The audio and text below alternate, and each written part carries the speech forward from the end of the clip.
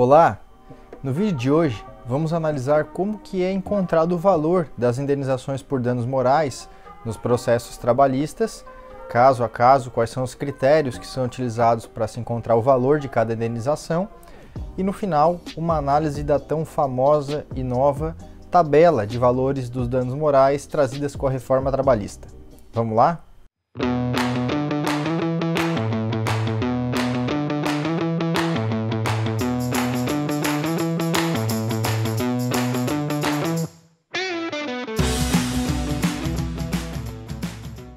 Para encontrar qual vai ser o valor da indenização por danos morais em cada caso, o juiz tem que seguir uma série de critérios.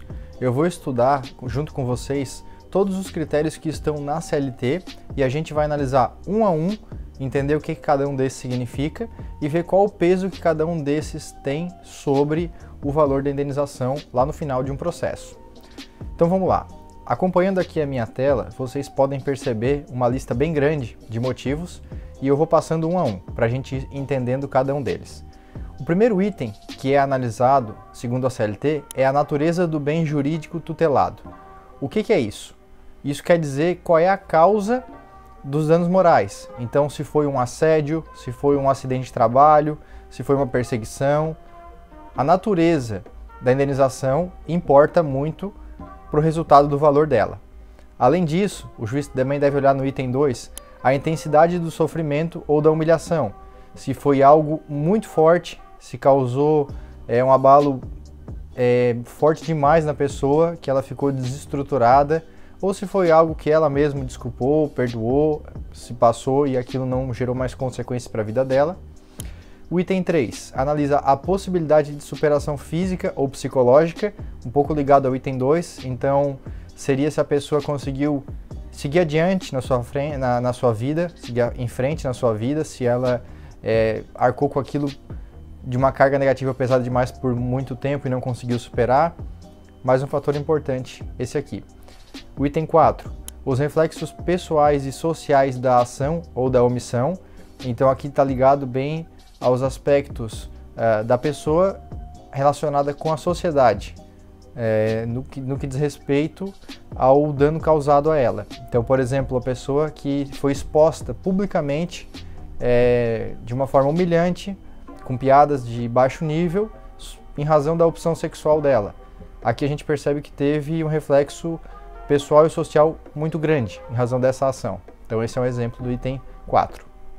No item 5, a extensão e a duração dos efeitos da ofensa. Isso diz respeito ao quê? Por quanto tempo que essa ofensa vai ficar persistindo na vida da pessoa. Então, aquele caso em que a pessoa tem um xingamento naquele momento específico, por uma vez só, é um peso. Quando a pessoa perde um braço, por exemplo, e vai passar o resto da vida com o sofrimento de não ter o seu braço, é outro peso muito diferente. O item 6 diz respeito ainda às condições em que ocorreu a ofensa ou o prejuízo moral. Então, em que momento, em que ambiente, em que condições isso aconteceu, se havia condição da vítima se proteger, reagir ou se ela estava vulnerável. O item 7, o grau de dolo ou culpa. Para quem não sabe, dolo é a intenção de praticar algo, no direito assim chamado, e a culpa é quando praticou alguma coisa, mas não tinha a intenção real, só que era responsável por tomar os cuidados para que aquilo não acontecesse. Não tomou os cuidados, tem culpa. Então o grau de dolo ou culpa, se foi com muita vontade, muita intenção que o causador gerou os danos morais, é um peso.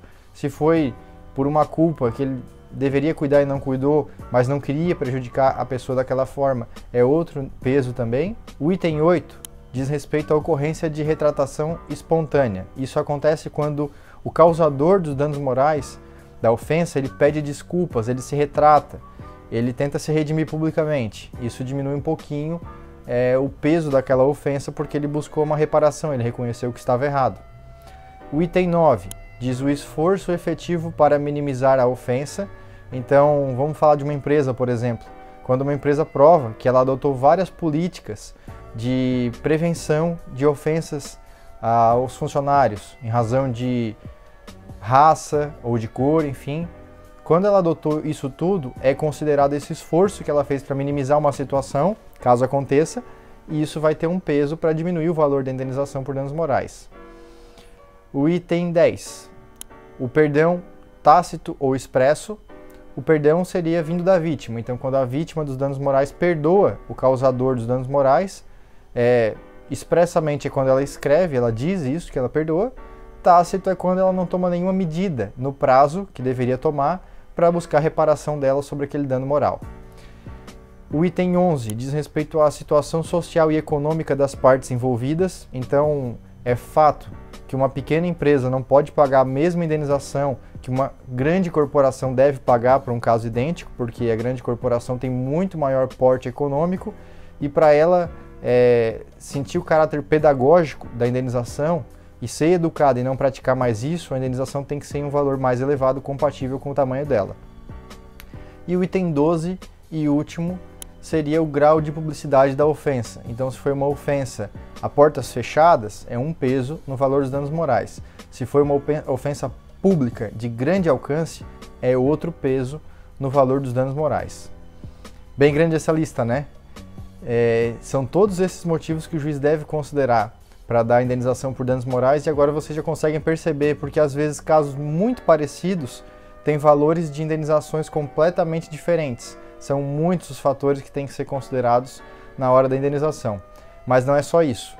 Além de toda essa lista, a gente tem a famosa reforma trabalhista que trouxe uma tabela e que essa tabela distribui como base os salários do trabalhador, o quanto que ele deve receber de indenização para cada tipo de situação.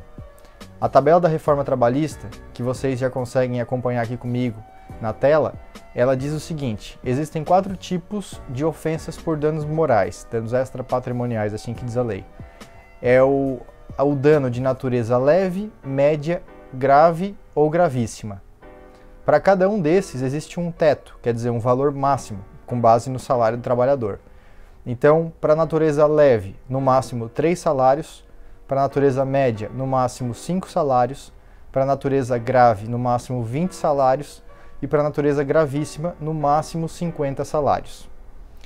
Agora vamos trazer um exemplo prático, então, da aplicação dessa tabela na vida real. Colocando um trabalhador que tem aí um salário fixo contratual de R$2.000 na época que saiu da empresa, e ele pede uma indenização por danos morais na justiça. Se o juiz entender que o motivo que gerou esses danos morais é de natureza leve, no máximo ele recebe R$6.000. Se entender que é de natureza média, no máximo ele recebe R$10.000. Se entender que é de natureza grave, ele recebe no máximo R$40.000. E se for de natureza gravíssima, no máximo ele recebe R$100.000. Então, pode-se perceber que há um valor limite trazido com a reforma trabalhista, um valor máximo a ser aplicado em cada caso, conforme a natureza da ofensa em que foi gerado para o trabalhador. Que comentários que eu trago sobre essa tabela, sobre essa lista e como que são aplicados os valores na Justiça do Trabalho? Bom, em um primeiro momento, quando a gente conheceu essa tabela da reforma trabalhista, a reação foi de surpresa e de choque, porque limitar o valor de uma indenização ainda com base num salário de um trabalhador pode ser muito injusto quando você compara 2 trabalhadores.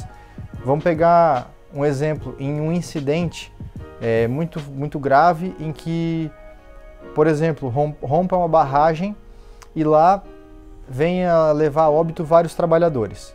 Vai ter aquele trabalhador que recebia os R$2.000 fixo e vai ter aquele trabalhador de um cargo um pouco mais alto que recebia às vezes R$20.000 salário fixo. No caso da morte, que a gente vai entender que houve uma indenização, ou melhor, um dano moral, no caso à família, que ficou do trabalhador, de natureza gravíssima. Qual o valor máximo que o trabalhador, digamos assim, com salário de R$2.000, trabalhador médio, receberia? Pela morte, a família dele receberia R$100.000. E aquele trabalhador que tinha um salário de R$20.000, no caso, pela morte, a família dele pode receber R$1 milhão no máximo. Então a gente está destacando aqui que uma vida vale 10 vezes mais do que a outra, a depender do salário. E isso é muito grave, é muito injusto, é muito errado. Só que esse é um lado da moeda, que a gente percebeu assim que a lei entrou em vigor. O outro lado que a gente ainda não tinha percebido e começou a entender agora mais com a aplicação dessa lei, é que, na verdade, para as pequenas e médias empresas, que é a grande maioria do Brasil, a gente percebeu que os valores de condenação aumentaram em relação ao que era antes. Para as grandes corporações, os valores diminuíram, porque aquele item do porte econômico da empresa pesa muito quando o juiz escolhe um valor de indenização por danos morais para cada caso. E antes era comum a gente ver condenações elevadíssimas, acima às vezes de 100, 200, 300 mil reais, por ofensas que hoje seriam consideradas de natureza média, talvez, ou grave, mas porque eram empresas muito grandes.